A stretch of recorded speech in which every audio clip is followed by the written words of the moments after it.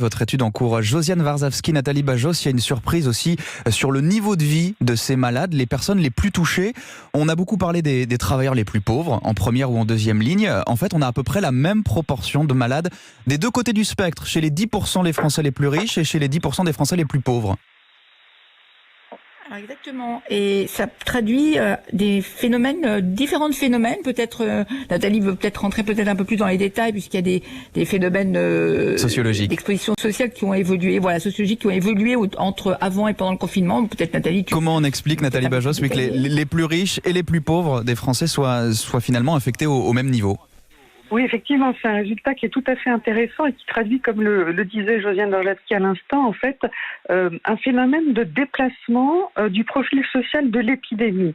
Et ce qu'on a pu montrer grâce à d'autres travaux qu'on a réalisés également dans le cadre des grandes cohortes épidémiologiques qui ont été menées en France, une enquête qui a été menée dès le mois d'avril et qui montre qu'en fait, avant le confinement, ce sont essentiellement les catégories, surtout, je dirais, les catégories sociales les plus favorisées qui ont été en contact avec le virus, des catégories, en particulier les cadres supérieurs qui sont amenés qui étaient amenés à sortir davantage, à être confrontés à plus d'interactions sociales de par leur travail, les voyages, mais aussi des lieux de socialisation, restaurants, etc., etc., que les catégories populaires. Et quand le confinement a été mis en place, il faut, je crois, rappeler que ça a été une mesure extrêmement efficace du point de vue de restreindre la diffusion de l'épidémie.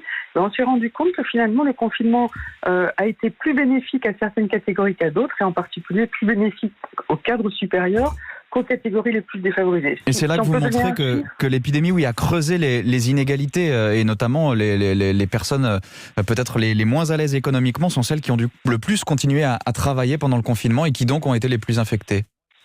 Alors, c'est effectivement un phénomène très, très compliqué, vous l'imaginez bien, mais effectivement, comme le confinement a bénéficié davantage aux catégories aisées qu'aux autres de la population, il y a eu une accentuation des inégalités sociales. Peut-être un chiffre pour les auditeurs, pour bien comprendre ce qu'on entend par là.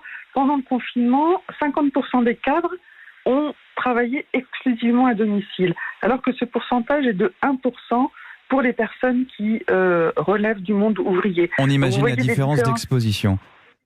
Alors c'est un des éléments, c'est un chiffre pour illustrer le phénomène, mais de fait, et c'est un résultat important de cette étude, je crois qu'il faut le souligner, cette étude, elle est épidémiologique et sociologique, et c'est assez rare que dans la recherche en santé publique, on puisse avoir simultanément l'analyse épidémiologique qui permet de décrire très finement ce qui se passe au niveau du contact avec le virus, et une analyse sociologique qui complète et qui permet de comprendre le sens des chiffres qu'on observe.